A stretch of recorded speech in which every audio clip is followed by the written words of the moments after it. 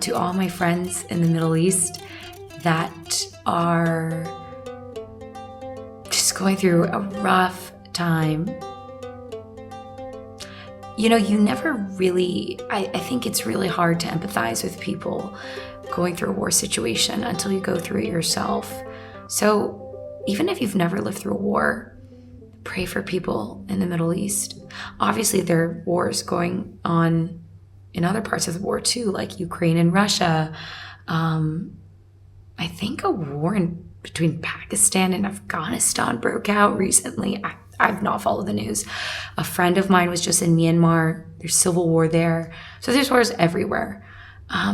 We are not in their shoes. That is if you're living in Singapore or any other country in the world that's not in war. But you can pray that they would not be afraid. Because honestly, the scariest thing that I went through when I lived through a very short war of 12 days was fear. I was terrified at times. There were a lot of emotions. I was excited sometimes. I was terrified other times. I was relieved. I was joyful. Oh my gosh, you name it. But yeah, the moments where I was terrified, it was really hard to get out of that. Like to get out of that mental loop of replaying horrible possibilities. Like, what if this happens to me and my family and my friends and my neighbors? What happens if the big if question comes up a lot? And the best thing that people could have done for me was to pray that the perfect love of Jesus would break all my fears. And he did. And he always sent people to be with me when I was most afraid. And I thought that was so sweet of God to do that for me every time. Yeah. And if you're not afraid, you can live through anything. Fear is what kills us, ultimately, I think, quicker than war itself. And the good news is that perfect love drives out all fear. So big hugs to my friends going through a war right now.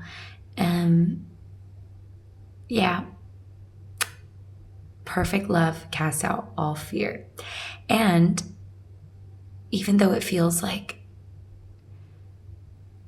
you don't have control anymore over the situation, it's in times like that where, wow, like that intimacy that you have with the Lord is so special. Like, I look back at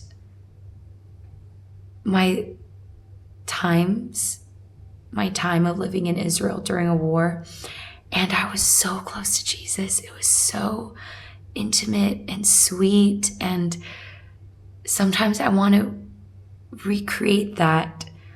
It's not that you can't have that in a situation of peace, but he's extra near when you're going through a very painful time. And I'm not just talking about war. Like, I've gone through some other difficult seasons in life, like very big spiritual warfare. I remember when I first moved to Singapore, there's like so much opposition and just lots of crazy things happening within my family. But Jesus was so near. In fact, wow. Okay, I will try not to cry as I share this story. First of all, I have not had explicit dreams of heaven or angels or Jesus, things like that. Like, I know of people that do, and even very frequently, and I don't, right? Like, I dream of weird things. Some dreams I have are really cool, but they're not necessarily about God, like I might dream about my friends. I might dream about, I have had actual dreams that were prophetic, that things that really did happen in the future, but like nothing about God. And this one day, it was a really hard day. I was living with my grandmother at the time, and because of various traumas that my grandmother has been through, sometimes she would have these outbursts, and sometimes in those outbursts she would say very hurtful things. And so there's this one day, I was so grieved and just sad because of something she told me and said about me and my mom. So I was very discouraged. But I went to sleep that night, and I had the sweetest dream of my entire life. I mean, my entire life. So I dreamt that I was sitting on the ground. Okay, so in my dream, I was back in my old apartment in Los Angeles that I was no longer living in because I was living in Singapore already. And in that apartment, I had a room that I would always go to when I wanted to pray. And it had a really nice carpeted floor, and I would always sit cross-legged on the floor. And this one day, in my dream, it was one of those days where I went to the room and I sat cross-legged on the floor, and all the lights were off, and I was praying in the dream. And then in the dream, I open my eyes and I see someone standing right in front of me, but he's so tall, his head is almost touching the ceiling. So I'm seeing like the bottom half of his body, but he was wearing a very bright white long robe, and there was a sash.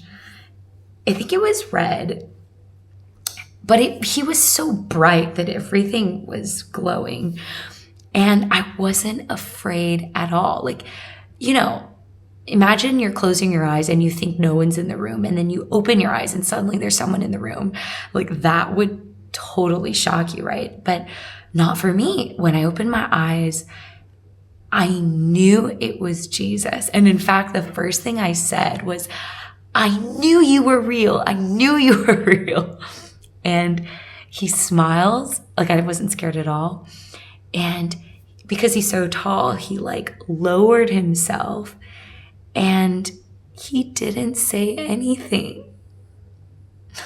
Okay, I will try not to cry. He did not say anything.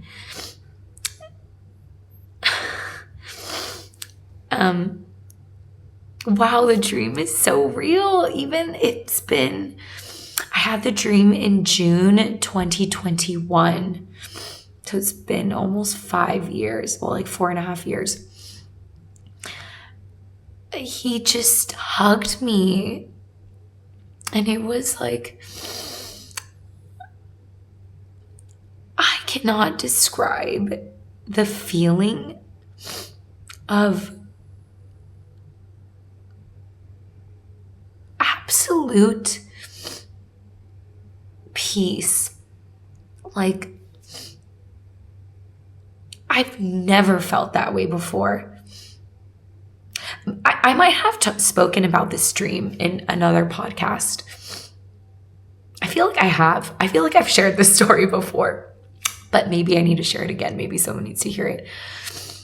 I was enveloped. It's like I was a little bird in a nest. And I was just, it's like every doubt and fear and insecurity just disappeared in a single moment. I still remember what that feels like. And I know that it had to have been God, because trust me, I mean, you might be thinking, oh, well, Jasmine, you were imagining this because you were going through a really, really hard time and you wanted to feel some form of comfort. Well, let me tell you, like, I'm a big hugger. I love hugging people. And I have amazing friends that have hugged me over the years. My parents also are huggers. So we're like a hugging family. So I hug my mom, I hug my dad, like all the time, every time I see them. And so if anything, I should have dreamt of like hugging my dad, for instance, or like maybe another person coming to hug me. You know, normally we dream of people and places that are familiar to us. But I'm telling you, like, there was nothing like that hug. Even though I love you, all my friends that have ever hugged me, like, your hugs have been a true source of joy to me, and I'm so grateful. But there's never been anyone that has hugged me and I felt like I mattered so much to this person that he would stop everything to hug me. So, and that was it. He did not say a single word to me in the dream. That's it. And the dream was over. So, and I have not had a dream like that ever since. But that, I just share that to say that that's the silver lining of going through really hard times, that somehow your spirit man becomes so sensitive to the care and comfort of the Lord. Not that he's not loving and caring for us when life is good, but I believe there is an extra grace that's imparted for hard times. And that's why 2 Corinthians 12 says that I will boast in my weaknesses, for when I am weak, the power of Christ tabernacles over me. The word tabernacle is like a picture of someone coming to like a roof coming to rest on top of you, like an all around covering. And that's why Jesus said in Matthew, he said to his own people, he said, how often I longed that I could gather you together, gather your children together, your young ones together, like a mother hen gathers her chicks under her wings. Like Jesus was saying that to his people who were hurting. They were being oppressed. The Jewish people at the time were very much oppressed. And yeah, like that picture that he's a comforter. Wow. Okay. Anyways, this episode has gone in so many different directions, but man, if you're hurting, I pray you have a dream of Jesus coming to hug you. It's like money. If someone said, Jasmine, would you rather have that dream or $5 million? I would say that dream. I will admit that I did double take right now because I do need money at this moment. I'm like, $5 million sounds really nice. But yeah, and I'm telling you, that dream, I wish I could have that dream every single night. Yeah. Okay. You know what? It is almost 2 a.m. I should go to bed. And yeah, that's my mom. Okay.